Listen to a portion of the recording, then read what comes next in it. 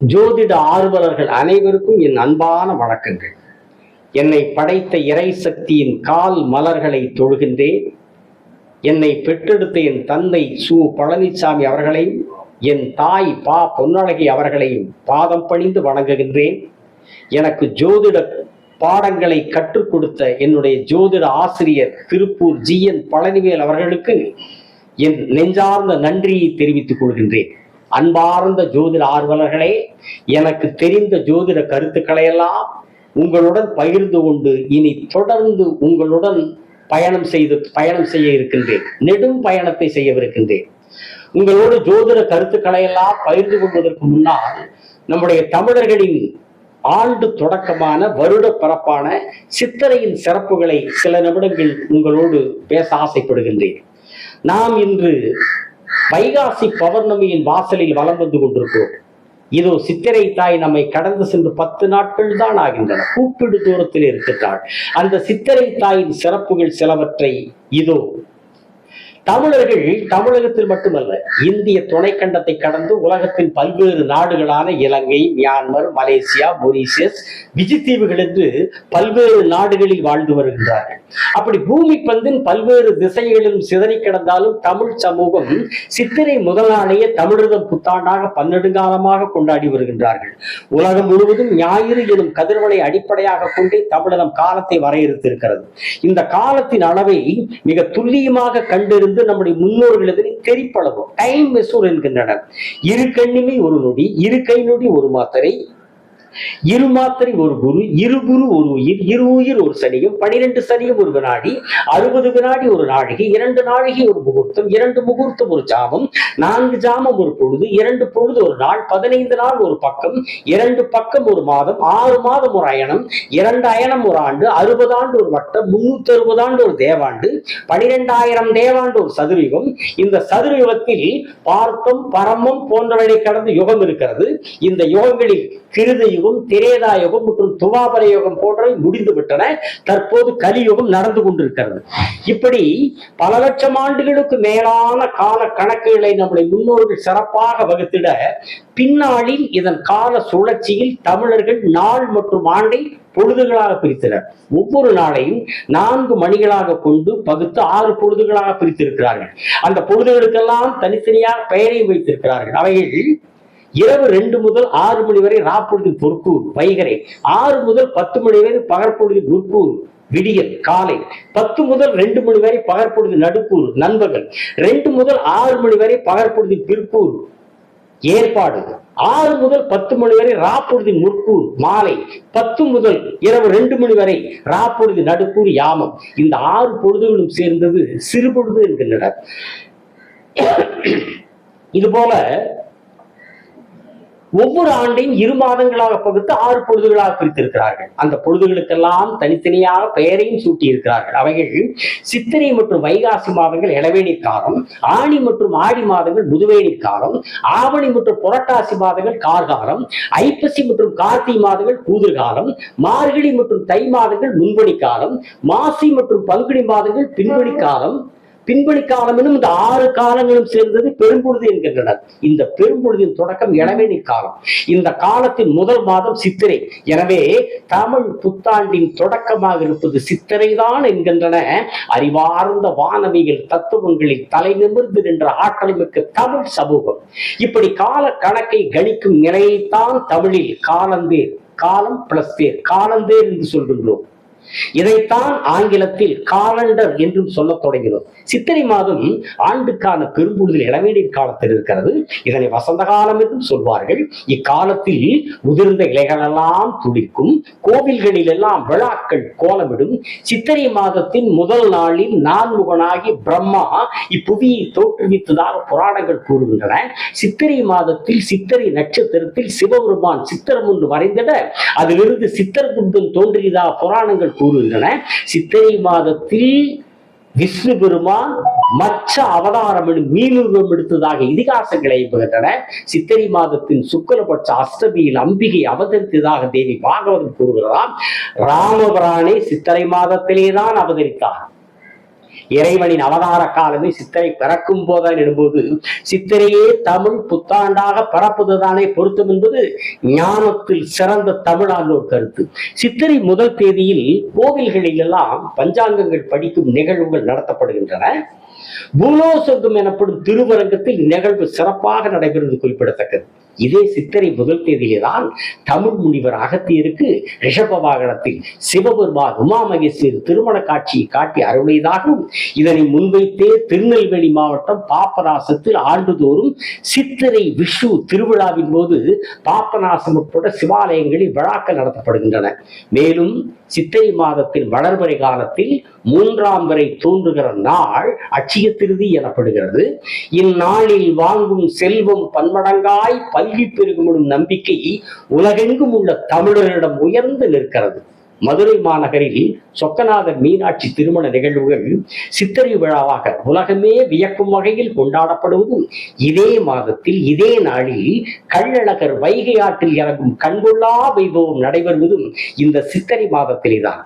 திருவண்ணாமலையில் கிரிவலம் செய்வது, விழுப்புரம் அருகில் உள்ள கூத்தாண்டவர் கோவிலில் திருநங்கையில் கூடி விழா எடுப்பது, தேனி மாவட்டத்தில் உள்ள கூடலூரில் மங்கள தேவி கண்ணகி கோவில் ஒரு நாள் விழா உயர்வோடு நடப்பது என்றெல்லாம் எண்ணில்லா கொண்டாட்டங்கள் களைகட்டி நிற்பதும் சித்திரைக்கு பெருமை சேர்ப்பதாகும். மேலும் சித்திரை மாதம் கோடைக்காலமாக இருப்பதால் கோடைக்கால தெய்வமாக வணங்கப்படும் மாரியம்மன் கோவில்கள் அனைத்திலும் விழாக்களும் நாட்டுப்புற தெய்வ மற்றும் சிறு தெய்வ ஆலயங்கள் தோறும் வழிபாடுகள் நடத்தப்படுவதும் இம்மாதத்தின் சிறப்பாகும். பகல் நீண்ட பொழுதாகி வெளிச்சம் தமிழ் மண்ணில் நிலைகுத்தி நிற்க வயல்கள் தோட்டங்கள் எல்லாம் பயிரிடுதலை தொடங்காத காலத்தில் காய்ந்து கிடக்கும் நிலங்கள், தண்ணீர் பற்றாக்குறை உள்ள காலங்கள் ஆகியவற்றை முன்னிறுத்தி இக்காலத்தில் மழை பெய்ய வேண்டி கோயில்களில் விழாக்கள் நடத்துவது போன்றவையும், இதனை தொடர்ந்து ஆடி மாதங்களில் விவசாய பெருமக்கள் தங்கள் விவசாயத்தை தொடங்குவதும் தமிழ் புத்தாண்டான சித்திரைக்கு முத்திரை பதிக்கின்ற முக்கிய காரணம். ஆந்திராவிலே கூட தெலுங்கு வருட பிறப்பு மார்ச் இறுதியிலே தான் வருகிறது. வடநாட்டிலேயும் மார்ச் மற்றும் ஏப்ரல் மாதங்களிலே தான் வருட பிறப்பு தொடங்குகின்றன. இப்படி சித்திரை நாள் ஆண்டின் தொடக்கம் என்பதற்கு தெலுங்கின் யுகாதி, மலையாள மக்களின் விஷு ஆகியவையும் சேர்ந்தே ஆதாரங்களாகின்றன. ஆங்கிலேயர் உருவாக்கி கம்பெனி சட்டங்களின் நிறுவனங்களின் லாப நட்டங்களை கணக்கு பார்த்து இறுதி சிகர நாளாக மார்ச் 31 புதுக்கணக்கு தொடங்குகின்ற நாளாக ஏப்ரல் 1 கொண்டிருப்பதன் மூலம் சித்திரைக்கான முக்கியத்துவம் இன்னும் சிறப்புக்குள்ளாகிறது.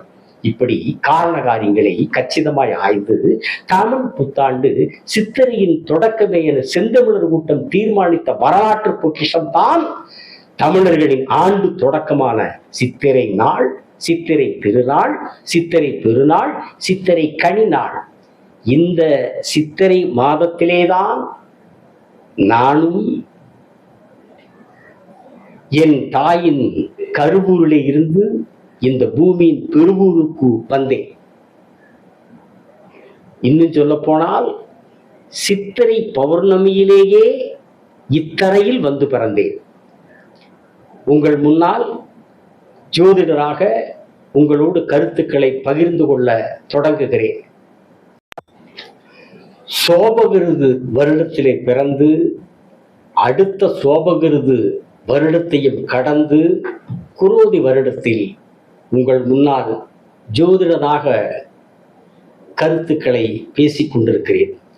ஜோதிடத்தின் அடிப்படை உயிர் விதிகளை உங்கள் முன்னால் பேசுவதற்கு முன்னால் ஜோதிட கிரகங்களின் தன்மைகளை உங்களிடத்தில் முதலில் சொல்லிவிடுகிறேன். 9 கிரகங்கள் உங்களுக்கு எல்லாம் தெரியும். அதிலேயும் ஒரு கிரகத்தை தான் பெரும்பாலானவர்கள் ஒரு நாளைக்கு சில தடவையோ பல தடவையோ சொல்லுவார்கள். அதுல எல்லா மதம், அது இஸ்லாமிய மதம், கிறிஸ்து எந்த மதமா இருந்தாலும் சரி, ஒரு நாளைக்கு ஒரு சில தடவையோ பல தடவையோ 10 தடவையோ கண்டிப்பா ஒரு கிரகத்தை மட்டும் சொல்லிடுவாங்க. காலையில பெண்கள் வாசலை கூட்டி தண்ணி தெளிச்சு கோலம் போடுறதுக்கு கோல டப்பாவை எடுக்க போகும்போது முதல் நாள் எங்காவது கோல டப்பாவை மறந்து வச்சுட்டு தேடுன்னு தேடுவாங்க. கிடைக்கிறதுக்கு நேரமாச்சு இந்த சனி பிடிச்ச கோல டப்பாவை எங்க வச்சதே தெரியலையே, இந்த சனி பிடிச்ச கோல டப்பாவை எங்கேயும் காணுமேன்னு புலம்புவாங்க. காலையில ரெடியாகி குளிச்சு அலுவலுக்கு போற ஒரு ஆண் வண்டி எடுக்கும்போது வண்டியில காத்து இல்லைன்னா, கரு பிடிச்ச சனியில டயர் பஞ்சரா கிடக்குது, இந்த சனி நின்று தள்ளிட்டுக்குள்ள போகணும் அப்படிம்பாங்க. காலையில் அவசர அவசரமா சமையல் செய்கிற பெண்கள் எல்லாம் சமையலுக்கு தேவையானதை ரெடி பண்ணி சமையலுக்கு தேவையான மிக்சியில் போட்டு ஆட்டருக்கு சுவிட்சை போடும்போது கரண்ட் இருக்காது. சனி பிடிச்சவனு கரண்ட் இப்போ போய் ஆஃப் பண்ணிக்கிறானு. இந்த சனி பிடிச்ச கரண்ட் எப்போ வந்து நம்ம இந்த சனி பிடிச்ச குழம்பு எப்போ வைக்கிறதுன்னு பாருங்க. எல்லாருமே ஒரு ஏமாற்றம், ஒரு விரக்தி, ஒரு சிரமம், ஒரு பொருள் வச்ச இடத்துல கிடைக்கல, சனி பிடிச்சி எங்க பிடிச்சுங்கிறது. சனி என்பதைத்தான் ஒரு நாளைக்கு பல தடவை அத்தனை கோடி மக்களும் உச்சரிக்கிற ஒரு கிரகம். அதாவது சனி என்ன சொல்றாங்க? மொண்டி, முடவன், மெதுவானவன், அழுக்கானவன், சகதியானவன், சீரானவன். ஆனா அந்த சனி கிரகம் தான் இருக்கிற கிரகங்களிலேயே பார்ப்பதற்கு அத்தனை அழகாக இருக்கும். பார்க்க பார்க்க இன்னும் பார்க்க தூண்டுகிற அழகான கிரகம் என்றால் அத்தனை கிரகங்களிலேயும் பௌர்ணமி சந்திரனை விட பார்ப்பதற்கு மிக அழகான கிரகம் சனிக்கோள் தான். அழகுன்னு எப்படின்னா, நீங்க எம்ஜிஆர் மாதிரி அழகா இருப்பார் சனி பகவான். அன்பேவா படத்துல எம்ஜிஆர் அப்படி அந்த ரவுண்டு தொப்பி, அந்த வெளிநாட்டுக்கார தொப்பி போட்டு அந்த கண்ணாடி போட்டு அப்படி அழகா பார்க்க இன்னும் எம்ஜிஆர் பார்க்கலாம்னு அப்படி ஆசையா இருக்குமே. அதை போல சனிக்கோளை பார்க்க இன்னும் பார்த்து கொண்டே இருக்கலாம் என்று அவ்வளவு அழகாக சனிக்கோள் இருப்பார். அப்புறம் சனின்னா சோம்பேறி, மொண்டி முடவைங்கிறாங்க. சந்திரன் வேகமா சுத்துற கிரகங்கிறாங்க. பூமியை சந்திரன் வந்து வேகமா சுத்தும், ஆனா தன்னைத்தானே சுத்திக்கிறதுக்கு 27.5 நாள் ஆகும். நீங்க பூமியில நம்மளுக்கு வந்து 12 மணி நேரம் பகல், 12 மணி நேரம் இரவு. சந்திரன்ல போய் வாழ்ந்தீங்கன்னா 14 நாள் பகல், 14 நாள் இரவு, 14 நாள் படுத்து தூக்கிக்கணும், 14 நாள் எதிர்த்து வேலையில பார்க்கணும். ஆனா சனியில போய் வாழ்ந்தீங்கன்னா அங்க 5 மணி நேரம் பகல், 5 மணி நேரம் இரவு, 10 மணி நேரத்துல தன்னைத்தானே சுத்திக்கும். பூமி 24 மணி நேரம், 12 மணி நேரம் பகல், 12 மணி நேரம் இரவு, 24 மணி நேரத்தில் பூமி தன்னைத்தானே சுத்திக் கொள்கிறது. சனி தன்னைத்தானே 10 மணி நேரத்தில் சுத்திக்கு, 5 மணி நேரம் பகல், 5 மணி நேரம் இரவு. அவ்வளவு வேகமாக சுற்றக்கூடிய கிரகம். அந்த சனியைத்தான் எல்லோரும் மனசுக்கு கஷ்டம்னா இந்த சனி பிடிச்சது எப்ப கரெக்டாகும். அவ்வளவு அழகான தன்னைத்தானே வேகமாக சுற்றி கொள்ளுகிற கிரகம் சனி. அழகான கிரகம். 9 கிரகம் உங்களுக்கு சூரியன், சூரியனுக்கு பக்கத்துல புதன், சூரியனிலிருந்து ஒரு 5 கோடி கிலோமீட்டர்ல புதன், அங்கிருந்து ஒரு 10 கோடி கிலோமீட்டர்ல சுக்கிரன், 22 சூரியனிலிருந்து 22 கோடி கிலோமீட்டர்ல செவ்வாய், சூரியனிலிருந்து 15 கோடி கிலோமீட்டர்ல பூமி, சூரியனில இருந்து 70 கோடி கிலோமீட்டர்ல குரு, சூரியனில இருந்து 142 கோடி கிலோமீட்டரில் சனி, சூரியனில இருந்து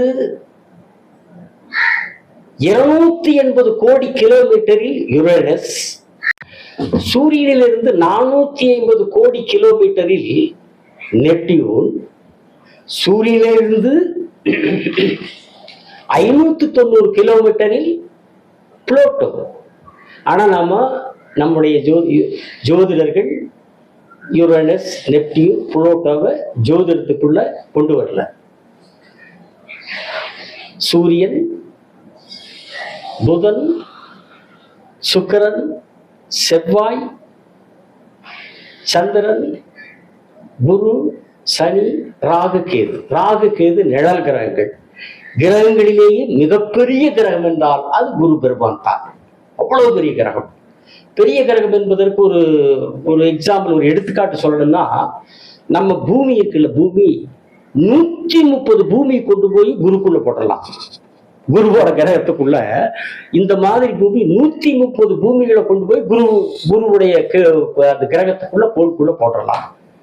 அவ்வளவு பெரிய கோள் கிரகம் குரு. சூரியனை விட 20 மடங்கு குறைவு. ஆனால் இந்த பூமியை போல 130 மடங்கு பெரியது. இப்போ கிரகம் அப்படின்னா என்னங்கிறது சமஸ்கிருதம் தான். கிரகம் அதாவது கிரக தான் ஈர்ப்பு. கிரக அப்படின்னா ஈர்ப்பு. அந்த ஈர்ப்புக்கு தான் சமஸ்கிருதத்தில் நம்ம அது கிரகம், அந்த கிரகம் கிரகம் கிரக அப்படின்னு கிரகம் ஆயிடுச்சு. அதே மாதிரிதான் சனீஸ்வரன் இல்ல சனைச்சரன். சனைச்சர சமஸ்கிருதத்துல மெதுவாக நகர்வன். அது சனைச்சரனாகி சனீஸ்வரனாகி சனியாகி இப்ப சனியன் ஆயிடுச்சு. இப்படி இந்த அமைப்புகளில் இந்த கோள்கள் எல்லாம் இருக்கிறது, இந்த கிரகங்கள் எல்லாம் இருக்கிறது. இந்த கிரகங்கள் எல்லாம் என்ன சூரியனாக இருக்கிறது. 130 ரூபாய் கொண்டு போய் குருவுக்குள்ள போட்டலாமா? இத்தனை கோடி கிலோமீட்டர் கந்தப்பு. இதெல்லாம் எப்படி என்கிற கேள்விக்கு பதில் கடவுள்.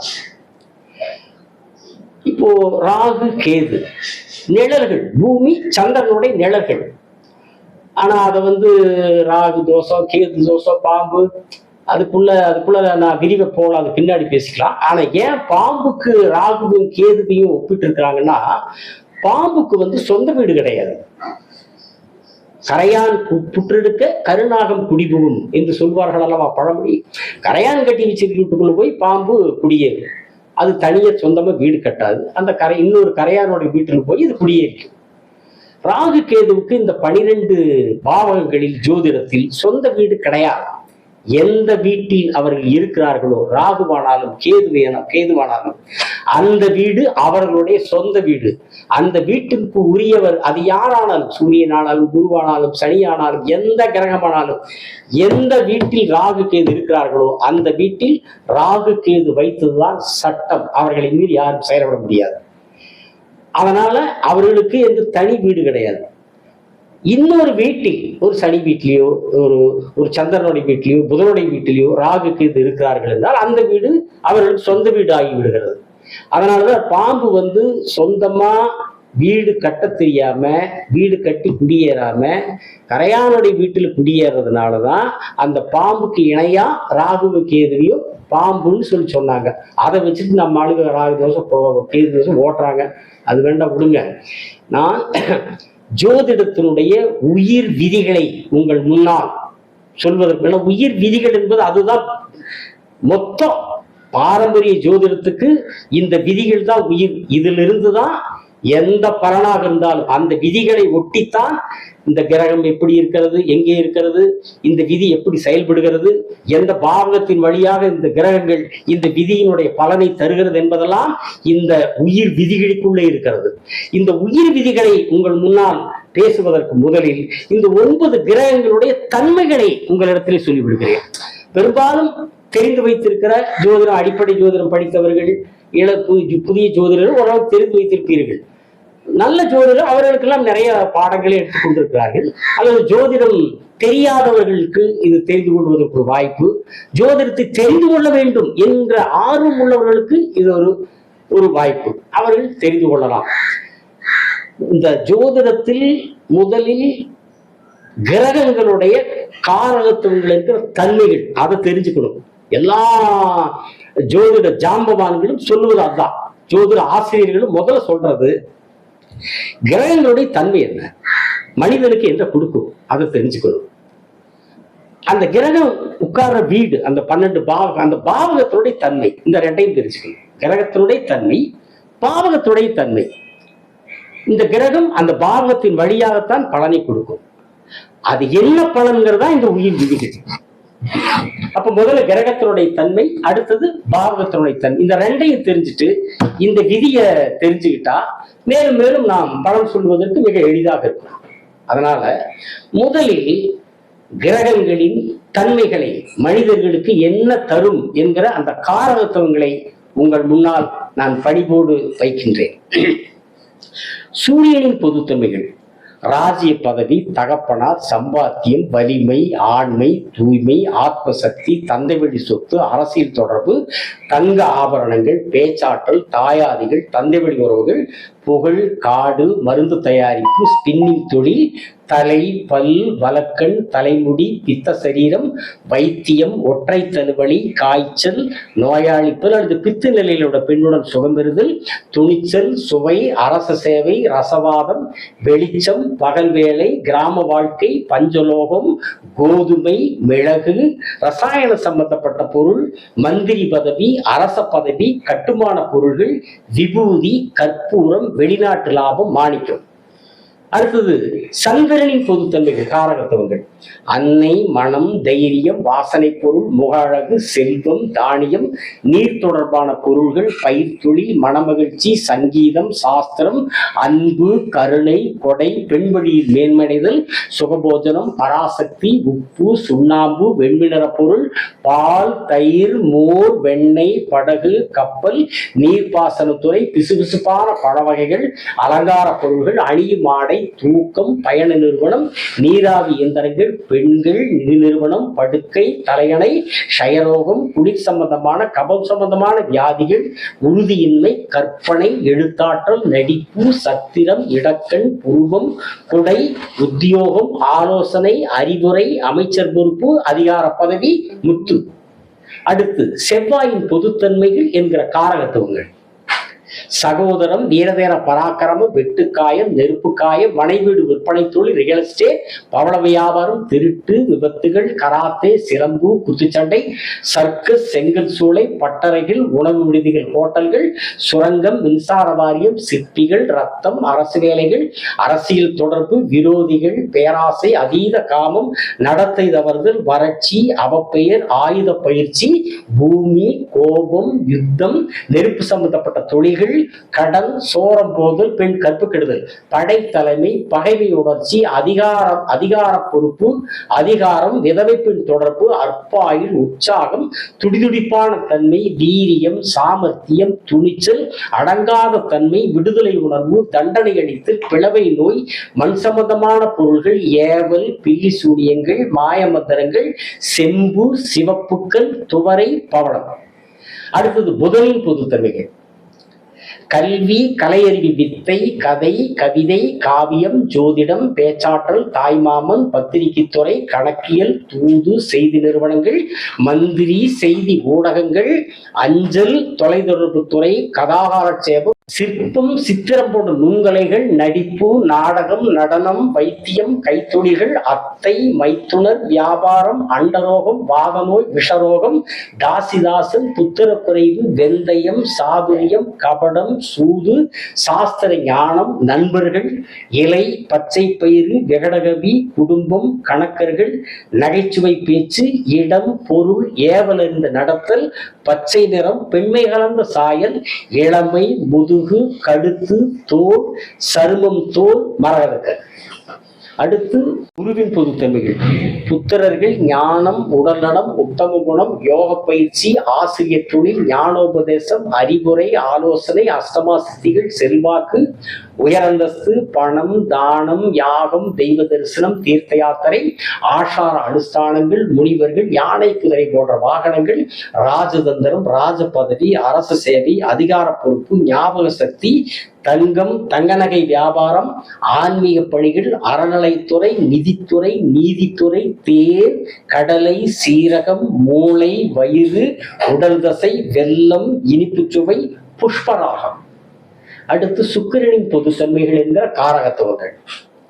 மனைவி, வாகனம், ஆடை ஆபரணங்கள், அலங்காரம், வாசனை பொருள், உணவு விடுதி, கண்ணாடி, பூ, இசைக்கருவிகள், கேளிக்கைகள், சங்கீதம், நடனம், கவிதை, கதை, காவியம், இசைப்பாடல், சித்திரம், சிற்பம், அழகு, புதுமை, நவரத்தனங்கள், அரசபோக வாழ்க்கை, ஜால வித்தை, அதிநவீன வசதிகள், வீடு, சட்டென்று உணர்ச்சி வசப்படுதல், காம இச்சை, பெண்களை கொண்டு செயல்படும் தொழில்கள், பெண்களுக்காக செய்யப்படும் தொழில்கள், அலட்சியம், விளையாட்டு மனப்போக்கு, கட்டில், மெத்தை, வெண்சாமரம், தாசிகள் தொடர்பு, அநேகம் பெண்களுடன் உறவு கொள்ளுதல், பெண்களால் லாபம், பணிப்பெண்கள், லட்சுமி கடாட்சம், வெள்ளி, ஈயம், வெண்மை நிறம், ஆங்கிலம் முதலிய மேலை நாட்டு மொழிகள், மொச்சை, கப்பல் வணிகம், பெண்வழி நோய்கள், இந்திரியம், வசந்த காலம், வைரம்.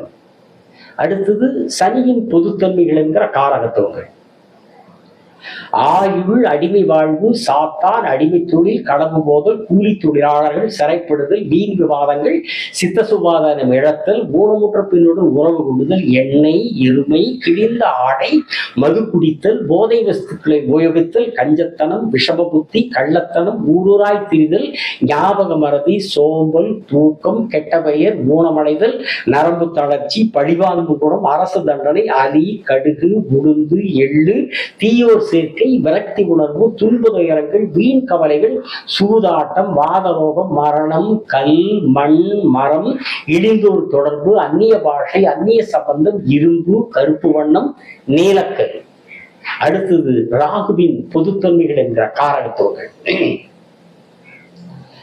பைத்தியம், விஷத்தால் மரணம், வறுமை, அங்கவீனம், சிறைப்படல், கிருகிருப்பு, மயக்கம், பேய் பிசாசுகள், பில்லி சூனியங்கள், புண்ணியநதி ஸ்நானம், பித்த நோய், குஷ்டவியாதி, க்ஷயரோகம், விதவையோடு சம்போகம் செய்தல், மற்றவர்களை கெடுத்தல், தலைமறைவு வாழ்க்கை, கீழ்த்தரமான தொழில்கள், அரசாங்க விரோதமான நடவடிக்கைகளில் ஈடுபடல், சட்டத்திற்கு புறம்பான காரியங்களை செய்தல், ஏமாற்று வித்தைகள், மாயாஜால வித்தைகள், தந்தை வழிபாட்டன் பாட்டிகள், குலவிரோத, குடும்ப விரோத போக்கு, குடும்பத்தை விட்டு பிரிந்திருத்தல், எதிர்பாராத நிகழ்வு, திடீர் அதிர்ஷ்டம், துஷ்ட பிராணிகளால் தொந்தரவு, அந்நிய பாஷை, வழக்கு, வேடம் புனைதல், சேவகம் செய்தல், பெண் போகம், பிளவை நோய், புண்ணு நோய், குடல் சம்பந்தமானது, வலிப்பு நோய், உளுந்து, கோமேதகங்கள்.